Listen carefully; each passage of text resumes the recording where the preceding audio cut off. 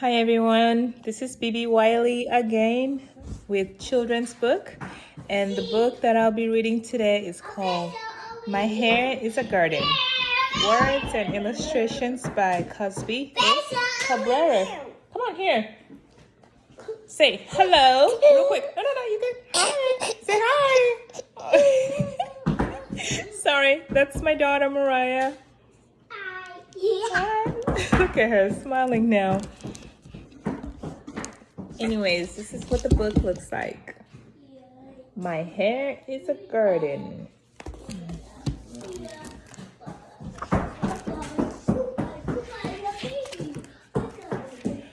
I was always drawn to Miss Tilly's house. She lived 4 houses down and across the street from our house. There was something special about Miss Tilly. The way she found a use for everything and made up songs while scrubbing her porch. The way her house shone in the daylight with its vines curling around it, it took my breath away. You could say her house had a glory.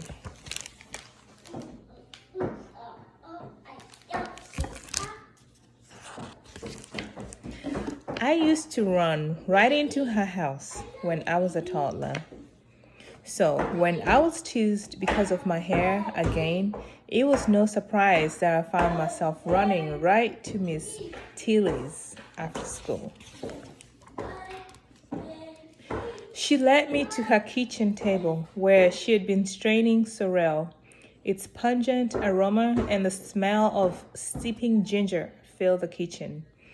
When my tears came a slow leak, a salty streak, she handed me a tissue and let me be for a few minutes. Miss Tilly knew if I was looking for comfort, I could go to Mama for that. She knew I was at her house for a reason. She set a cup of the sorrel in front of me, and I took a sip. It went down smooth and tangy and broke through the lump in my throat. I need help with my hair, I said. I sort of got used to it. I'd shrugged it off. Oh, I'd keep my hat on, even when I wasn't supposed to wear it in class. It wasn't the first time my hair had been made a joke. But when Julio Richards, who I'd known since kindergarten, said, "We all know Mac's hair is always a mess," he said it like it was a fact. Like we all know the Statue of Liberty is surrounded by water. Or we all know George Washington was the first president of the United States. Albert. Folks have been poking fun of my hair since I was little. I told Miss Tilly, Mama's tried to fix it, but the truth is, she doesn't know what to do with it. I could feel Miss Tilly's hand on my thick nest of a head. That touch gave me a hope. I made a little song in my head. Miss Tilly's hair is shiny. Miss Tilly's hair is long. She wears it as a crown, like beauty wrapped in song. You know, Miss Tilly's hair has a glory. Miss Tilly called my mama, who said I could stay there a while.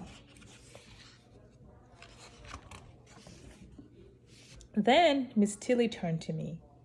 "Now, I'll show you how to shampoo," she said. "Shampoo? I know my hair's a mess, but it's not dirty," I thought. Miss Tilly put a towel around my neck and led me to the sink. Normally, I would part your hair in quarters before shampooing, but it's a bit tangled and matted now. So, it's best to shampoo first. We'll detangle when it's more pliable. For that, you'll need a white tooth comb.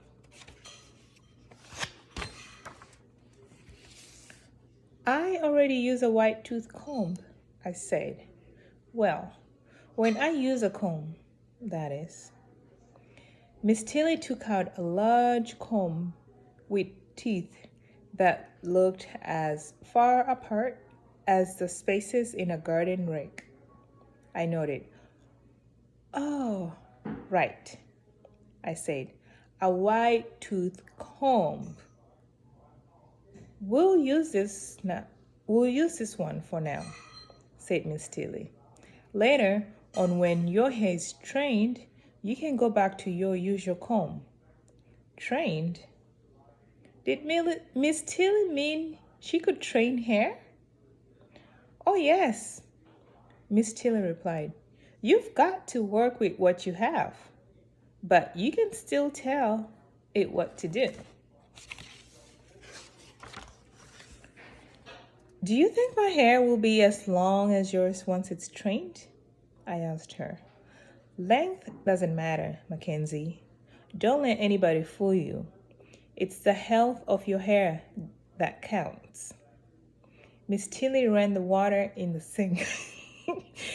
I guess you're right, I said, but I wasn't convinced. Would my hair always be somebody's idea of a joke? Would it ever be beautiful? Miss Tilly turned the water off.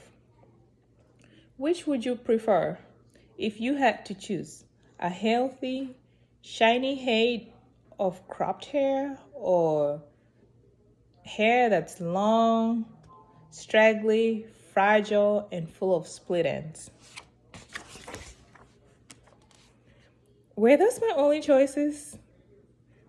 These questions were drowning out the song in my head.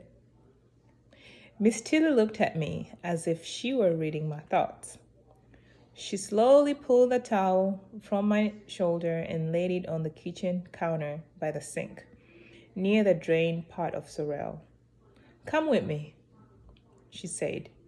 She steered me toward the screen door to her garden.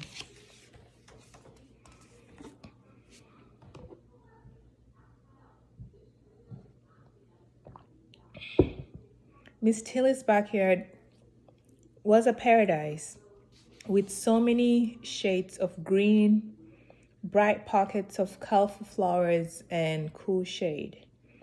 I could barely take it in. It was as if someone had taken a big paintbrush and made bold strokes of green, then used countless little paintbrushes to fill in the details. We walked over to a bench and sat down. I inhaled deeply. The backyard didn't smell like the rest of the neighborhood. It smelled, well, alive. I wanted to know every part of this garden. I reached down to feel the ground. The earth was damp and cool. It felt like it was giving me something I couldn't see. How did you create this, Miss Tilly? I wanted to know.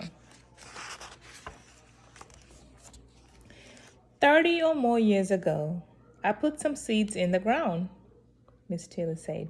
I planted cuttings from neighbors and friends' trees, bought a few plants and bulbs from catalogs.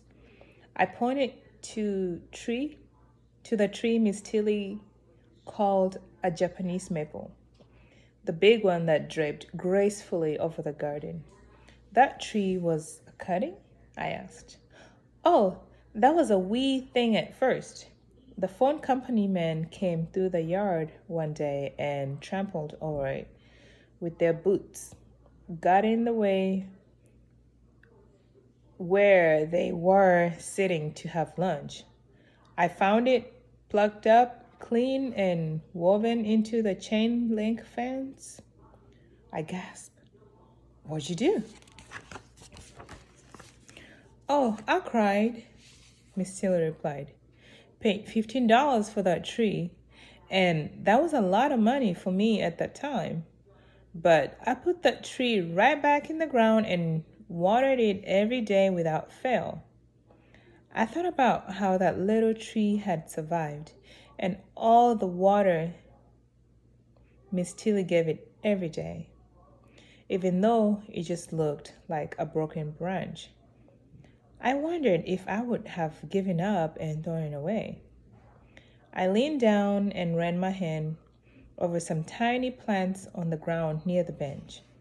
What are these? Those are succulents. They hold a lot of water, makes a great ground cover. They sure are pretty, I said. Miss Tilly looked at me. Is that all Japanese maple prettier than those succulents? She asked. Of course not, I said. Even though that Japanese maple's taller? She asked. They're both beautiful, I said, even though they're so different. As the words came out of my mouth, I knew that I believed it. Huh, she said. Go back inside and put your towel back on. That was the day I first learned that my hair is a garden. My hair is a garden. And like every good garden, it must be cared for every day. The nutrients in the soil can be stimulated and enriched. My body is the soil for my hair. What I give to the soil come back to me. I love to eat right. My words are like seeds that I plant. What I think and speak draws a yield.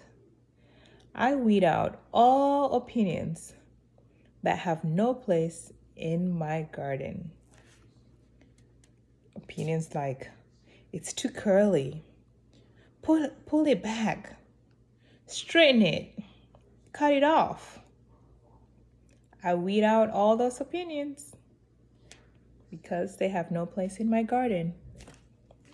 Miss Tilly says it's not what you start with in the garden that matters. It's the care, time, and attention you give it. My hair is a garden, and I give it love.